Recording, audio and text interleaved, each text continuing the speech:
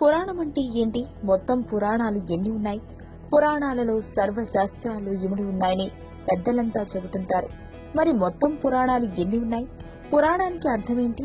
పురాణానికి ఎన్ని లక్షణాలు ఉంటాయన్న విషయాలను గురించి మనం ఇప్పుడు తెలుసుకుందాం. పద్మపురాణం ఆది కాండంలోని దీనికి సంబంధించిన వివరణ ఉంది. పురాణాలు మొత్తం 18. వీటికంటూ కొన్ని ప్రత్యేక లక్షణాలున్నాయి. ఈ పురాణాలన్నీ శ్రీ మహావిష్ణువు స్వరూపంతో సరిపోతాయి. అందుకే శ్రీ మహావిష్ణువును పురాణ పురుషుడని అంటుంటారు. పురాణానికి కొన్ని ప్రత్యేక లక్షణాలున్నాయి. ఆ లక్షణాలున్నదే పురాణం అవుతుంది. ప్రధానంగా పురాణానికి 5 లక్షణాలు పేర్కొన్నారు.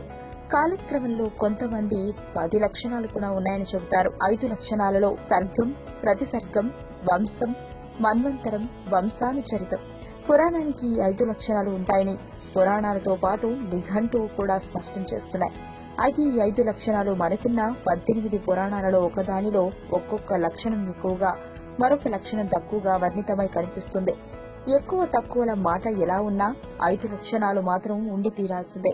వీటిలో మొదటిదైన సర్గం అనే దానికి అర్థం సృష్టి అని, పంచతనాత్మకులలో పంచభూతాలు ఎలా ఉద్భవించాయి అని వివరించడమే సర్గం. రెండో లక్షణం ప్రతిసర్గం. సర్గానికి వ్యతిరేకం ప్రతిసర్గం.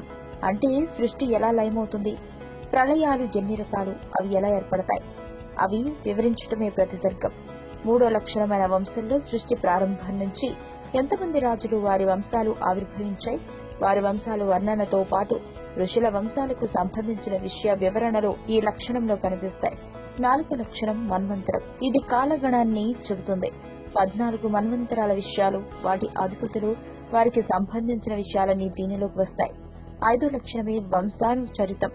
దీనిలో సృష్టి మొదలైన దగ్గర నుంచి పాలించిన రాజులు, చక్రవర్తుల, ఋషుల వంశ చరిత్రలో వర్ణితమవుతాయి. ఇలా ఈ 5 ప్రధాన లక్షణాలు తొలినాళ్ల నుంచి అంతా పురాణాలకు ఉంటాయని, ఉండాలని చెబుతూ వస్తున్నారు.